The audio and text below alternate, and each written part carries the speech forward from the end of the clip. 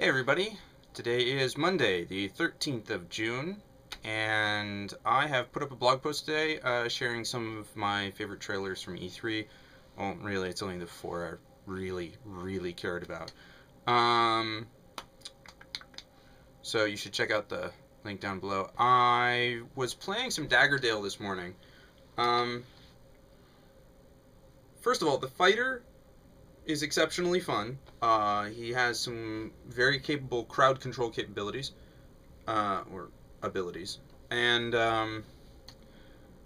I've decided that I can no longer underestimate his blocking ability. Case in point, I'm around level 6.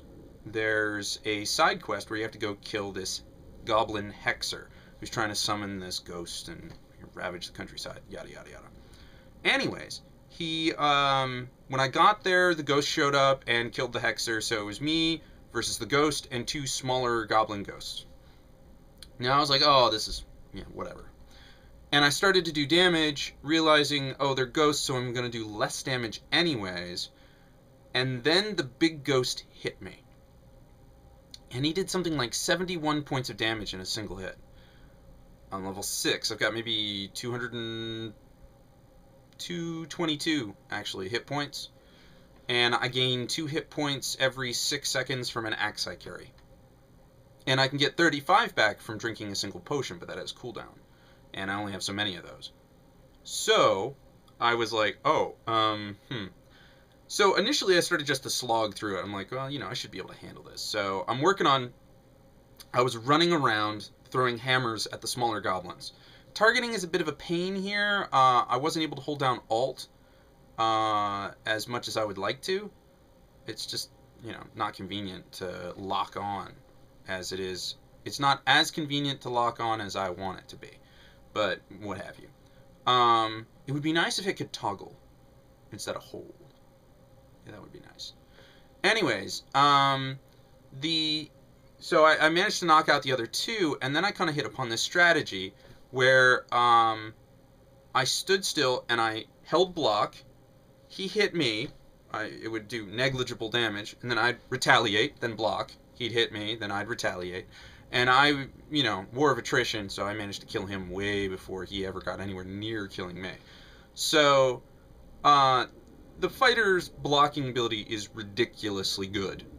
It's not like any other blocking ability from other games where it's just like, oh, you take a little less damage. Or, oh, you're just not going to get knocked back, but you're still taking on your damage, or some crazy crap like that. So, I was able to survive that quest, get all the way back. I'm about, I think I'm halfway through level 6 now, and there's 10 levels in the game. I'm rapidly approaching the end of Chapter 2, and I think there's only 3 chapters in the game. And I've discovered that there are some... I kind of wish there was like a respec ability so I could get back the points I've already spent in skills, because the higher level skills are fun. Plus, battle stance isn't as great as I thought it would be.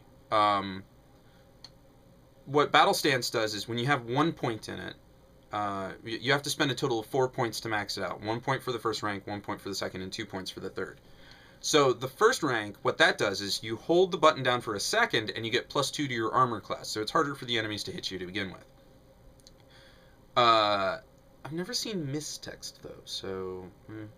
Anyways, so the second upgrade for that is instead of the +2 to your armor class, your defenses, it gives you resistance to knockdown, which I've never really been knocked down yet.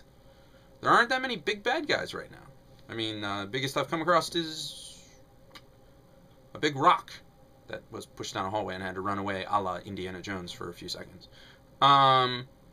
The third rank of it is if you are below half hit points, you get a bonus to how much damage you're doing, and your armor class drops by 2.